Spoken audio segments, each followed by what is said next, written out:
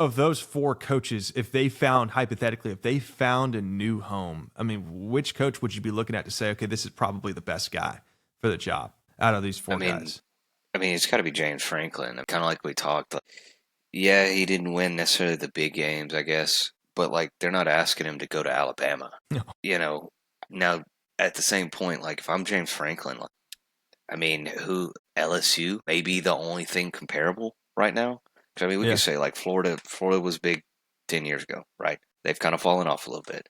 LSU is kind of the only big name that I could see that would live up to that stature, right? If I'm James Franklin, I'm not leaving Penn State to go to Virginia Tech or Virginia or No. Nebraska. Like I'm not doing that. Like you're sitting there, you may not call them bloods, but like you've got one of the greatest atmospheres. You've got all the recruiting tools you need. You've got all the NIL you need. You play in a great conference, and you're at the top of it for majority of his time there. He was between Yeah. top one or top three team there, multiple, big bowl games, everything like that, everything you can ask.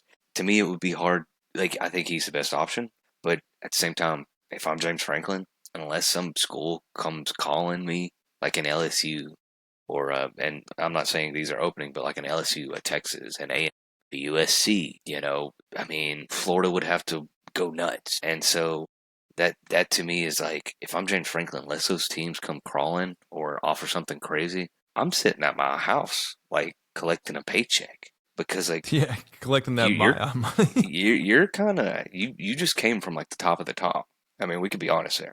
And so that's the best choice. But like at the same time, I don't blame him if he sits on the lake or in the for me the deer stand or on the golf course or whatever, just Yeah. collecting a paycheck. Unless some AD calls me and said like, yeah, hey, you get a Lincoln Riley deal to come here, and it's like, okay, cool, I'll see you Monday. Like, but like Napier, like at Florida, there was a stat put up, I don't know, a couple weeks ago about Florida head coaches, and essentially all of them had 10 plus games over winning record, over 500.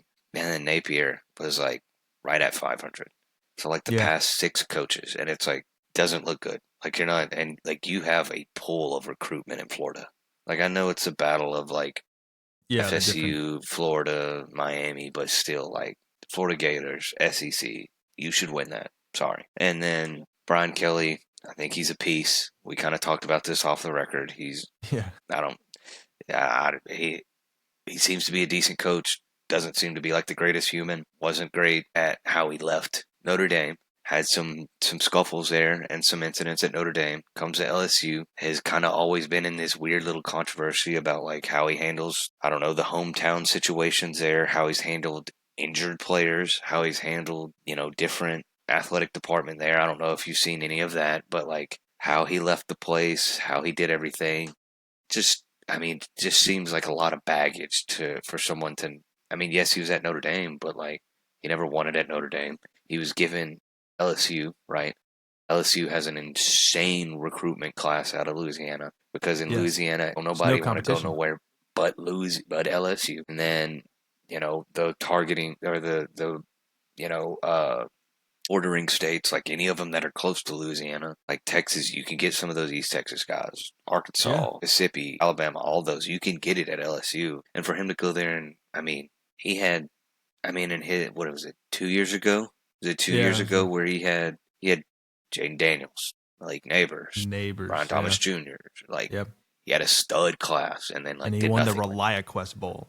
So it's like, to me, that's how I view it now is like you've got all these tools at LSU and you brought in these dudes, right? Like you had to recruit them or figure out a way to keep them.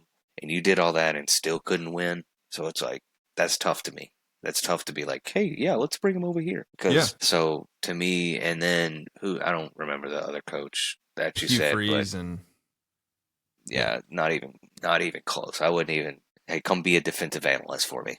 Get on out of here. Like, no, there's no shot. And so, you've struggled everywhere. So it's like, to me, I don't understand that. So, I know I kind of ran it there, but like, James Franklin would be the only one. like even close. Yeah. And, if in James Franklin, if he doesn't find a good home, I think James Franklin's going to he seems like a reflective person, somebody that takes a lot of time to make an important decision. And he talked about that on the set of ESPN for College Game Day and things like that. And I think, somebody made a good point on X saying that might have been an audition to go on television and to be an analyst and I think that's a good, maybe 1 or 2 year thing to kind of be really close to the game, but not be coaching it until the right fit opens up. And you think, okay, well, wouldn't this be the right year to obtain a head coaching job that's like very, very successful, very big time brand, like, because all these, LSU's open, Florida's open, Auburn's open, et cetera, et cetera. These other guys might be out the door. And you're like, well, maybe hold your water for a year or two because maybe a better opportunity might present itself. But, with Brian Kelly and what he's not been able to accomplish and the baggage that he carries. And he seems like more of the coach to say, we're going to offer you this amount of money to come coach at this school, who's a decently branded school like UCLA. We want you to come coach at like UCLA because, it's in California. It's this. We think you can revive the program. Here's a ton of money. He'd probably say yes in an instant. And James Franklin would be the guy to say, thank you, but no, thank you.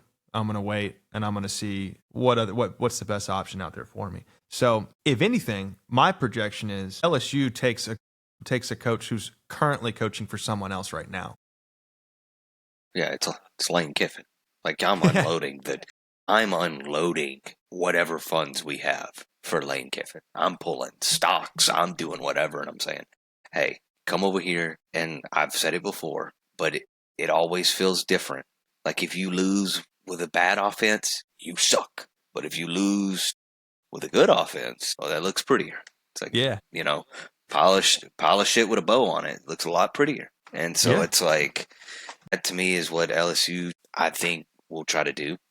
Because you've got the tools, you've got the people, you've got Nussmeier, I think, coming back. Like, you've got the weapons, everybody's healthy. He's been someone that can kind of revitalize quarterbacks and offenses. You may look like Arkansas, but you still might win. And so it's like, to me, I think that's the coach that will be at LSU. And that's a huge possibility too. But he's got the swagger, he's got the recruitment, he's got the resume at an Ole Miss school who, historically before Lane Kiffin got there, it wasn't as noticeable as it is now. But in terms of basically poaching another STC coach and getting him to LSU, that would be such an intriguing move for LSU. And I disagreed with that in a couple episodes ago, saying I think Lane Kiffin's going to stay put. But then at the same time, I kind of look back and say hindsight's 2020. Shouldn't, after the recent extensions for some other coaches, you would think that they would have extended Lane Kiffin right then and there to lock him into a contract extension. They haven't.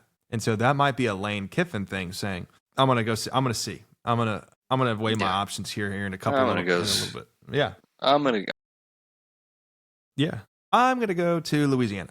And if you're any of these other schools, my last point here is Saban did not leave too long ago. Take from the Saban tree as much as you can until that Saban tree has dissipated. And then when that's over, take from the Kirby Smart tree and go from there. But as long as you can do it, look for those Saban tree guys. And I don't think they'll disappoint. I think they're going to be just fine. But the governor's going to supposedly pick this next LSU guy, and politics should stay out of sports, obviously. But the guy that's in charge of LSU and their hiring, he's had a horrible track record. So I don't know how that's going to go. Yeah, I don't know how that'll go. I just think like you've either got to go big name or you've got to go hometown favorite. And big name is Lane Kiffin, and it sounds funny to say this, but the hometown favorite, you already know who it is. Yeah, yeah. And I mean, it's wild to think about it, but like, I mean, if you think about it with Coach O, like he won a national championship, had arguably one of the best teams ever of college football, best offenses ever in college football, and then was fired 18 months later. Sexual misconduct. Yeah, whatever. Like that's stopped anybody. But anyway, right. But that's how I see the two ways you go there. Is you go big name, flashy name, or you go Coach O. Yeah. We'll see how that all shakes up.